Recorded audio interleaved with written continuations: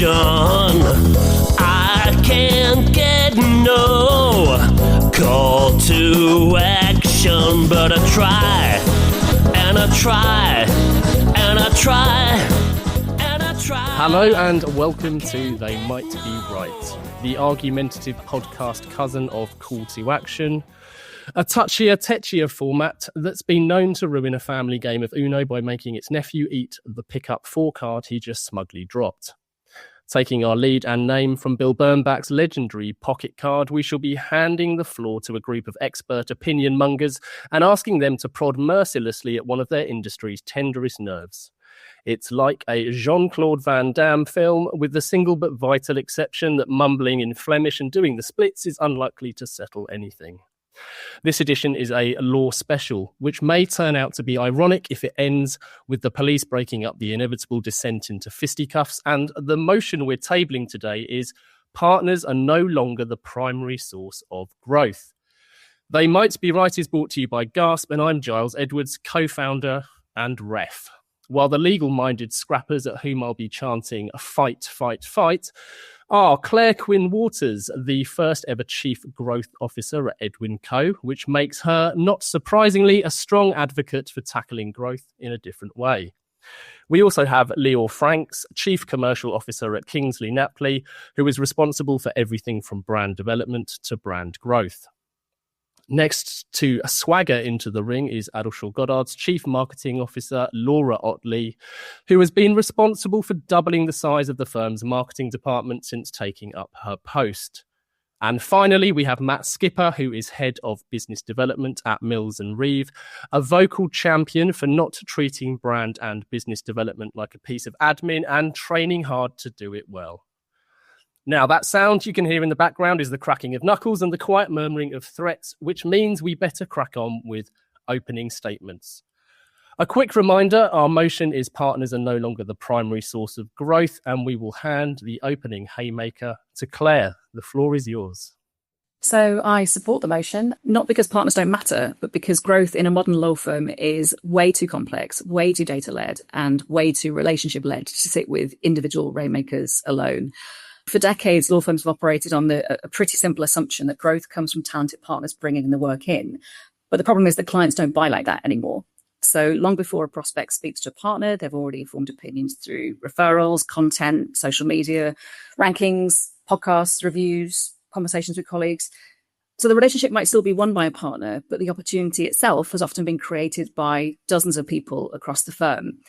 So if we think growth today is about brand, client experience, marketing, business development, technology, cross-selling, client listening, collaboration, the firms that are pulling ahead are not necessarily those with the biggest rainmakers, but they're ones who are pulling that growth into a system. So to summarize, I would say that partners remain incredibly important, but they're not the primary driver.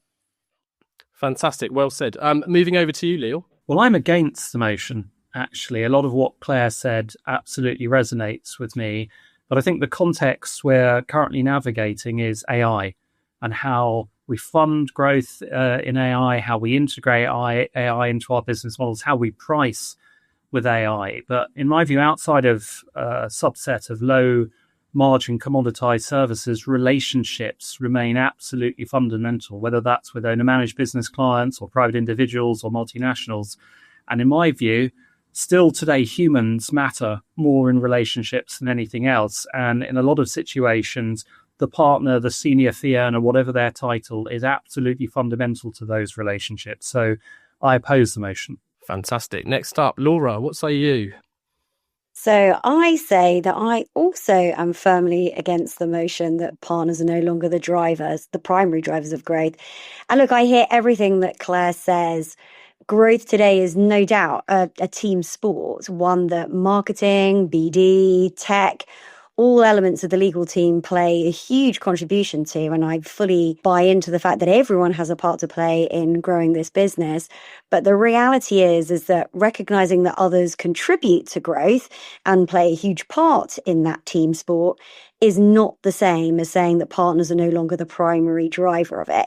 The reality is it is the partners that actually are where it all starts from.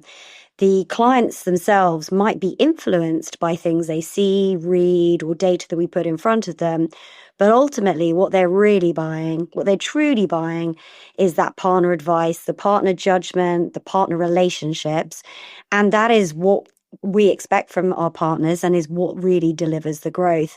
I think on top of that, partners' job is also to actually lead their business and to create a high performance environment where others in their team also grow the business. So ultimately, they're responsible for ensuring that others in the team deliver growth as well, which is why I'm firmly against the motion. Thank you very much. And last but not least, what say you, Matt? So I too am against the motion, really sort of off the back of what both Laura and Leor have said, particularly Leor around the human skill and the human element to what we do with clients is something that really kind of has driven that decision. The statement itself kind of almost misunderstands, in my view, how growth happens in legal services. We're going from a situation where we've got partners who have historically led from the front, and the rainmaker partners that Clare talks about. But actually, those partners are now supported by a hugely sophisticated and more commercial set of teams beneath them. But however those teams support partners and support firm growth, it's actually the partners that essentially kind of end the product, if you like. They close the deal, they develop the client relationship, and they are also responsible for delivering more growth from those client relationships. And therefore, I think it's partner-led growth, but supported by a much kind of broader commercial infrastructure, if you like. Okay, nice. Well, I feel this isn't immediately the fairest of fights, given that we have 1, 4, 3 against, but I hope we can at least explore and celebrate some of the grayscale. So it's time for the main event, the Law Special. 20 minutes, no holds barred slugfest of proper debate. Oh, let's get ready to rumble. To start things off, I might ask Clare, would you mind qualifying and what counts as driving growth? Is it winning the pitch or being the reason the firm was in the room at all? And that's the really good point, is the partners can absolutely manage the relationship, but managing the relationship and originating growth are two different things.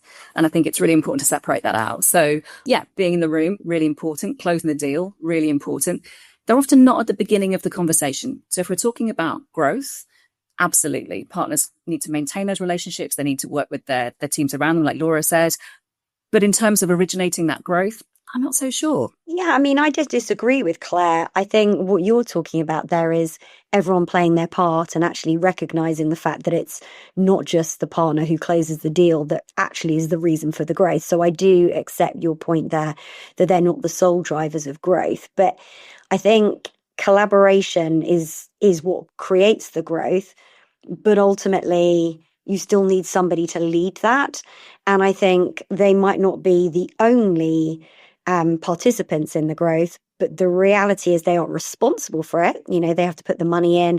They are responsible for that growth, and therefore they remain the primary driver of it, in my opinion. I think they should be. I think that's absolutely right, but that's not always the case, is it? I look at it as a 4-stage journey: recognition, reputation, relationships, and revenue. And I think there's been a flux in the level of ownership and participation partners have in those over the last few years, especially with the advent of new tech and better data. On the recognition piece, I think partners perhaps have less a role to play today with all of the advances that we've seen recently. On the reputation piece, I think it's still very much about the individuals, the firms. So I think partners very strong still today in that place. The relationships piece is the one that I touched on in my opening remarks, where I see less impact from technology, from data than perhaps elsewhere. And on the revenue piece, and I take some of your points from earlier on, Clare, but I still think that's heavily individual partner led. So my view on those four is there's a shift, there's a gradual shift, especially at the early parts of that journey. But at the latter parts of the journey, for many clients, especially outside of commoditized services, people still matter tremendously. I think that's absolutely right at the latter part, for sure. But partners increasingly aren't at the beginning of that buyer journey. So if they're the primary driver, arguably, I'd suggest that's not the case.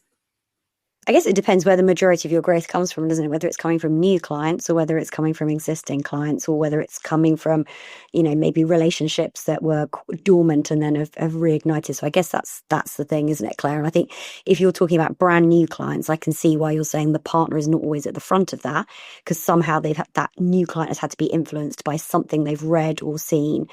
But ultimately, that's difficult to quantify in terms of growth. For me, growth is financial. And every partner, certainly, and I know in our business, has some strong growth targets that they have to adhere to every year. And if they don't meet them, then there's questions about their remuneration. So I think if partners are not delivering that growth, then you have to question what they're doing.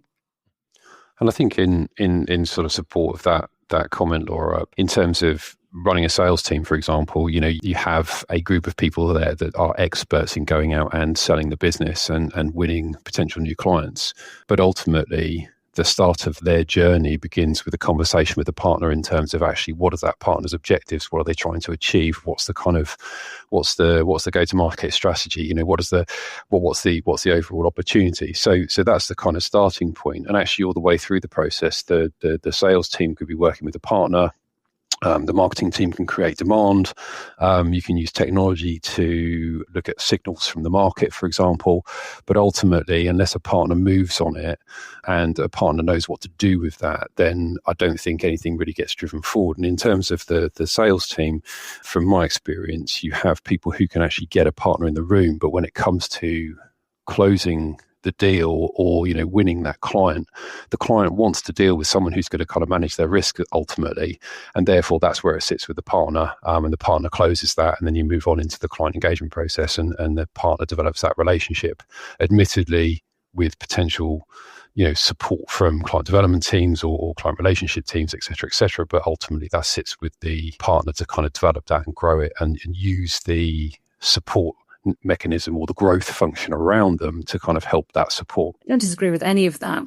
I just think that we're talking about the primary driver of growth here. And I'd argue that the partner is no longer the primary driver. There's a huge support team around there. Everything that you're saying, I absolutely agree with.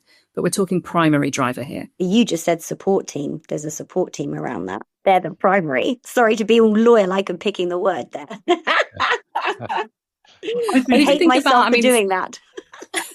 I'm way out of my comfort zone here, but thinking about football, you've got your strikers, and you can see I'm running out of my depth here because I just don't know what I'm talking about with football. But as I'm led to believe, you've got your strikers, and then you've got your midfield. I don't know, people that are feeding the goals in. It's a team effort. You couldn't do it without the rest of the team. If you've got a whole team full of strikers, nothing happens. I think you're right. You're absolutely right if you were using football as the analogy. But I would say actually, to some extent, it's more of an individual sport, but with a massive support crew behind you, making sure that you're fed properly, you've slept properly, you've got the best equipment, you've got to your physical peak, you are training at the right levels. I would see it more like that, because ultimately the responsibility to bring in that work, ultimately they have to make sure that they can deliver more growth than they're taking out of the business. So I would say it's more like an individual sport with a massive support crew that's making you amazing. And without that support crew, let me be really clear, they're never going to get that Olympic gold. So I'm massively with you that the contribution is everything else around that. They're not getting Olympic gold without everything else, but they are still cycling on their own, or whatever the analogy would be in a sport terminology. I think it's really apposite to use sport, but I think we're talking about different sports here. If you're talking about legal services in commoditized markets that are quite transactional, where perhaps the purchase price is relatively small or low, then I would absolutely agree with your contention, Claire, that effectively it could be something other than the partner. It could be brand, it could be technology. I'll give you an example of that. When people are buying an off-the-shelf legal document from an online provider for 300 quid, there's no human contact required there. But for the kinds of legal need that most of us on this call deal with for sophisticated clients, when they're either dealing with large dollar volumes or they're dealing with things that matter most to them, I think in those sports, the human element is far more important. I think we've got to nuance our remarks here by thinking about the audience, the situation, and the product or the service. That's a great point. Definitely at the commoditized layer, it's a different kettle of fish. But I'd also argue that at the top layer as well, if you're looking at Magic Circle, global firms, people are buying brands at that point. and they're not necessarily buying those particular lawyers, unless you're talking about the big US firms that will kind of lose a partner and lose a whole department. If you think about succession, you think about those huge global firms. If a partner moves on, if a partner retires, life goes on. The firm is a machine and it will pick it. You're right. It might not be the individual partner, but it's the responsibility of that position of a partner. So I think you're right. I don't think it is an individual. The other lens, I'd say, just as Leor's thought about our clients, would also be whether they're general counsel. I think if the buyer is a general counsel, they often like to deal directly with partners. But if the buyer is maybe someone in HR or someone in procurement or someone in real estate, then I think a non-partner can very easily sell to those type of clients. So I think Leo was right to question the argument around what type of client we are selling to. Because if we're talking general counsel, I think they definitely is one lawyer talking to another lawyer. So I do think that's where Claire, given she is on her own, I will give Claire some support on that at that point, that I do think it's slightly different. Yeah. I'm actually going to disagree with you here, Laura, on a point. I don't think it's just about the role, general counsel versus HR, for example. I think it's about the frequency of purchase, the volume of need. So take an HR director at a large organization that perhaps in financial services that regularly has to deal with sophisticated employment matters. Let's say their bankers have bonuses and when they're exiting someone, it's very complicated. In those situations where a lot of money is at stake, where reputation is on the line, where the public interest might be piqued, I think those buyers do want strong relationships. Whereas if you look at a business perhaps with a higher volume of needs, perhaps a retailer that might have thousands upon thousands of staff, there might be regular exits of individuals, but it won't make the press, where it won't cost the firm a lot of money. That's more of a transactional purchase. So the point I'm trying to make is I think it's less about the generality of the role and more about the volume and frequency of purchase. I'd agree with that. I definitely agree with that as well. And I think, from experience, trying to sell a product from within a law firm can be done by someone who isn't a lawyer. That's quite an easy thing to do. And I think it's when you get that kind of the transference of risk from the client to someone that they really want to talk to and have that conversation with, that's when it needs to be that sort of partner. And that's where actually the partner, then you can get into that kind of growth driver conversation, because actually they're the ones that are leading that and opening up the opportunity to either win new work or win more work from an existing opportunity. So so I support that as well in terms of the actual size or volume that you're dealing with. That really makes a difference.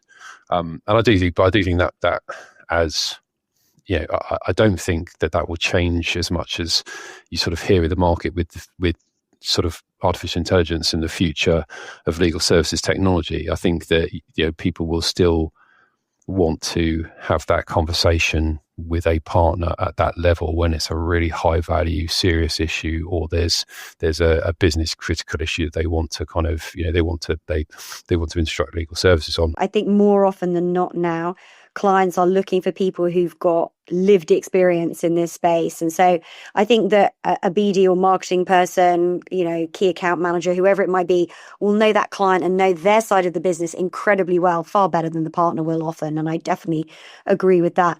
But what they cannot talk with conviction about is the fourth time that they've seen that legal issue. And don't worry, I've got you because I've been through this multiple times. I know that I could never say that to a client of this firm because I don't have that lived experience. I know that I might have researched that company, know it inside out, but I cannot talk with conviction about a legal issue that I can reassure that client with, which is what they are purchasing. Yeah, absolutely. And I think that, if we look to the future, the next 2, 3, 5 years, I think that becomes even more important because with the advent of technology and kind of how things are shaping up and the influence that, particularly Gen AI has on our businesses, I think that those human skills and human experiences and credibility are just going to become even more important because that's what clients will want to hear. They'll want that kind of peace of mind, won't they, I suppose? And technology in particular doesn't doesn't provide that. You know, you can have a fully AI enabled law firm, but ultimately if you haven't got the driving activity all the way up to the partnership, if you haven't got the partners actually doing the work and winning the business and driving the kind of conversations at that level, then you're never going to win any clients, and you're never going to develop any new growth. In fact, you're more likely to, you know, see a shrink in turnover, because you're enabling partners to do work probably too efficiently, almost. I would agree with most of what you said there, Matt, but I think we all need to be quite nimble and fleet of foot with our models around how we do the, inverted commas, back-end work, whether that's data room work or due diligence work or document review. It's also on the front end, how we produce the reports, how we produce the outputs. And I think there's going to be quite a lot of flux in certain areas around the process of doing law, not to lose the expertise of the individuals, but to do the legwork that we've typically put huge volumes of person hours into. So lots and lots of change. The firms that will actually generate positive growth out of this are the ones that figure out how to do that smoothly, provide a strong client journey, and price appropriately to make sure that they're showing clients value from what they're doing. I think the firms that will come unstuck are the ones that really can't navigate how to marry the delivery model change with the benefit change that or the benefit output the clients are seeking. I'm going to poke. So just quickly, Claire, you were talking earlier. It was a really nice analogy, a sports analogy, and at the risk of dropping a horrific pun, it's almost like a last kick attribution, where the striker, in your instance, the partner gets the credit.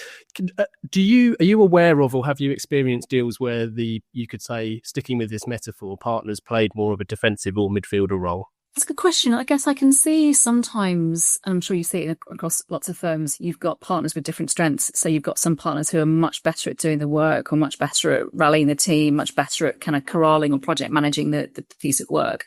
And then you've got your other sort of superstars, your rainmakers, who are the ones that are kind of out there winning the work.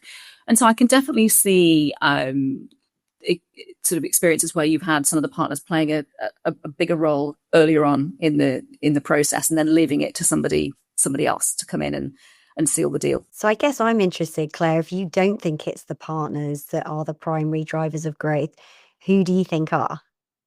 I think the partners play a huge role, but I think it's a real team effort. So it's absolutely the partners, it's the client team, it's the relationship team, it can be the marketing and business development team. It's a team sport. I would agree, definitely a team sport. And if you don't have all of the right players on the pitch at the right time playing together, you can end up in a situation where your star partners are disabled, no one's feeding them the ball, and they can't shoot for the goal. I've probably gone too far on the analogy there.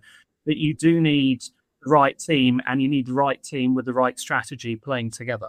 And I would say, to continue loving this football analogy, you can say we're recording this during the World Cup. I would say that's all lovely, but every team sport needs a captain. And the captain here in this instance is the partner. There we go. That's my analogy. I'm going to continue it and say I agree with you. You need a captain, but sometimes the manager who's not on the pitch, who could be a chief growth officer or a chief commercial officer or a chief marketing officer, needs to have a hand on strategy and a hand on team selection, so that the partner, when they're on the pitch, can have the right tools in front of them. Love that. Yeah, very good. Very good. I mean, I can't give you any football analogies because it's not a sport of interest of mine. But from a music perspective, I can probably go there with a lead singer and the rest of the band. And you know, you may kind of know what lead singers are like. However, I do agree with your point, Claire, in terms of actually, you know, it is a massive team effort, and ultimately, you know, if you haven't got all the right drivers behind it, and what I would like to refer to as kind of like a growth function that supports what the partners are doing, then yeah, you know, things will fall over. And so I suppose I propose to you, would you kind of say that it's probably, in terms of drivers of growth, primary drivers of growth, would you say that partners orchestrate growth rather than are primary drivers of it? Some of them do and some of them don't. I think the orchestration of it, probably depending on the organisation and depending on the particular relationship, if it could exist with the relationship partner, in which case, yes, they would be orchestrating growth for that particular client. But I think, coming back to something you mentioned earlier, it seems very convenient that we've shifted from looking at growth broadly to just talking about existing relationships. And we're missing those new clients too. So if you're thinking about orchestration, I would absolutely say that marketing and business development teams have a key role to play in orchestrating.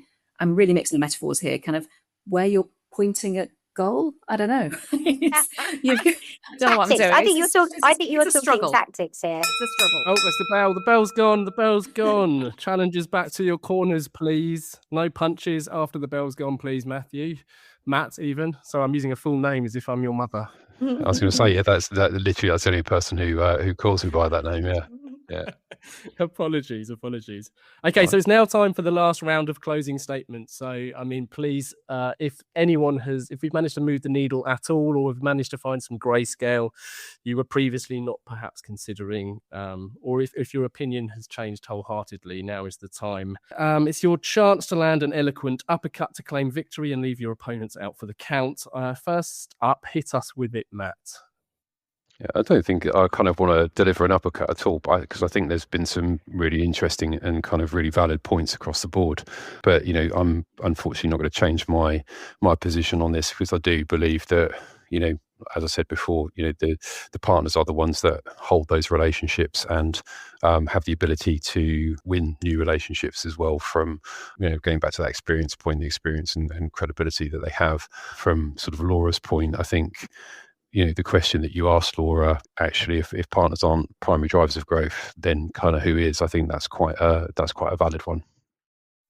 Okay, thank you. Well, moving on to you, Laura. We're doing reverse order. So I think Claire raised some great points. I think the bigger question that Claire raised was, have the rest of the firm got enough recognition for the part they play in growth? And for that part, I agree with Claire. I think there's still more to be done to understand that actually no partner can succeed without all those other bits that Claire referred to that play a huge, vital role in winning work. And so I think actually more work needs to be done to sometimes recognize that. And sometimes the danger of talking about partners being the main growth engine is what skews that. And I certainly wouldn't want anyone to think that I don't think that there isn't a huge role that everyone is playing on that pitch. But I close by saying that all of that might be vital, and without those people, we would struggle. But the truth is, overwhelmingly, the clients are choosing the partners, and the growth in any law firm, ultimately, the primary, which was the question, comes to the partners. I agree that growth is a team sport. But I was talking earlier on about the 4 R's: recognition, reputation, relationships, and revenue. And the point I made earlier on, which I'll stand by, is I think we have to nuance our view on who plays what role based on the client audience and the need and the service or product that we're offering. So I stick by my view, but I accept that there are different situations where you need different skills or different players on the pitch, as well as a strong captain and the right backroom staff. Love that. Brilliant. And with one flourish, Claire, over to you. Well, I mean, it's not to say I don't have a growth mindset, but I still support the motion. This was never an argument that the partners don't matter. It's about them being the primary driver. And I think there are so many scenarios that we can think about across every firm every day where they're not necessarily the primary driver. They may be in certain instances, but not all the time. So I still support the motion. Clearly, no one is going to throw in the towel or land a knockout blow. So we'll leave this one a draw and leave you to decide who actually won. If today's show has left you wondering whose corner you're really on in the growth versus marketing versus biz dev debate, that's precisely what we get into in the proper marketing guide to law and professional services. Our take on why so much law firm marketing looks and sounds the same, and what distinctiveness actually requires instead. If you'd like a copy of the guide, or you spot any tasty spats that could be settled on our next show, please do let us know either by finding Gasp online or emailing the mouthful that is call-to-action@gasp.agency. And finally, thank you everyone for listening. If you've enjoyed the show, please do share and review. We really value your support.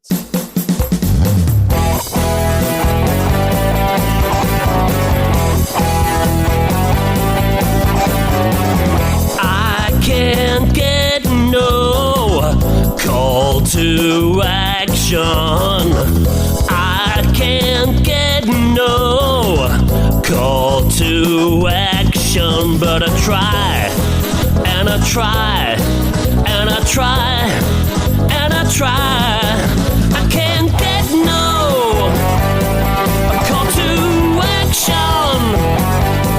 Oh, I can't get no call to action.